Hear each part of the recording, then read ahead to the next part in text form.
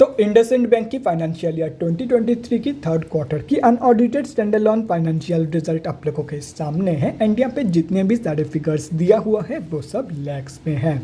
तो गाइस सबसे पहले हम लोग इस कंपनी की इनकम चेक करते हैं।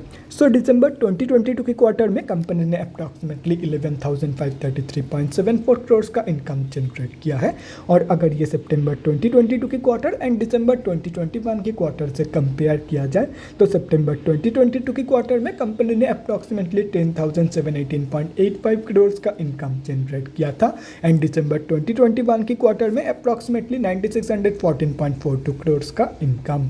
तो दिसंबर 2022 के क्वार्टर में कंपनी ने एक बहुत ही बढ़िया पॉजिटिव इनकम ग्रोथ दिखाई है, चाहे वो क्वार्टर ऑन क्वार्टर बेसिस की कंपैरिजन में देखा जाए या तो फिर ईयर ऑन ईयर बेसिस की कंपैरिजन में।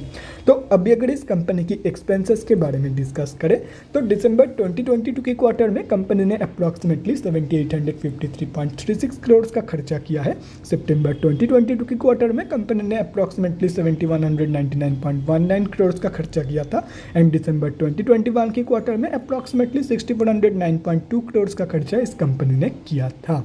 तो अभी अगर यहाँ से इन तीनों क्वार्टर्स की प्रॉफिट मार्जिन कैलकुलेट किया जाए तो दिसंबर 2022 की प्रॉफिट मार्जिन निकल के आ रही है अप्रॉक्सीमेटली 31.91%। सितंबर 2022 की प्रॉफिट मार्जिन निकल के आ रही है अप्रॉक्सीमेटली 32.84% एंड दिसंबर 2021 की प्रॉफिट मार्जिन निकल के आ रही है अप्रॉक्सीमेटली 33.34% के आसपास।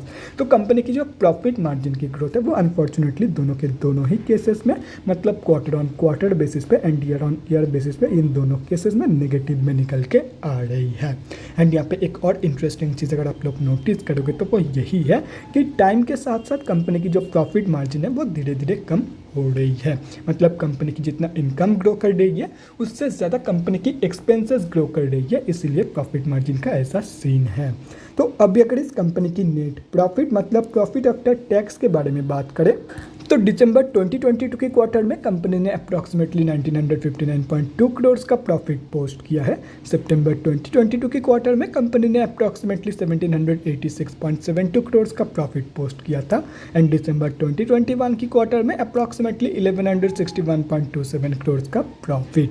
तो कंपनी की जो प्रॉफिट ग्रोथ है वो भी कंपनी की इनकम ग्रोथ की तरह ही क्वार्टर ऑन क्वार्टर बेसिस पे and year on year basis पे बहुत ही बढ़िया पॉजिटिव में निकल के आ रही है। और रही बात कंपनी की ईपीएस की मतलब अर्निंग्स पर इक्विटी शेयर की तो दिसंबर 2022 की ईपीएस वैल्यू निकल के आ रही है 25.27 की, सितंबर 2022 की ईपीएस निकल के आ रही है 23.05 की एंड दिसंबर 2021 की ईपीएस निकल के आ रही है 15 की। तो कंपनी की जो ईपीएस की ग्रोथ है ये भी कंपनी की इनकम एंड प्रॉफिट ग्रोथ की तरह बोथ सिनेरियोज में पॉजिटिव में ही निकल के आ रही है।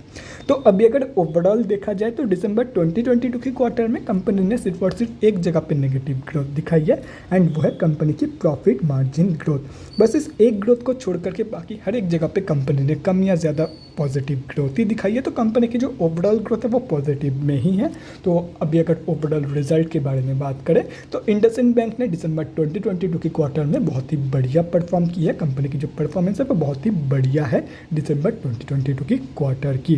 तो guys that's it for this video. अगले वीडियो में मिलते हैं guys. Thanks for watching and stay safe.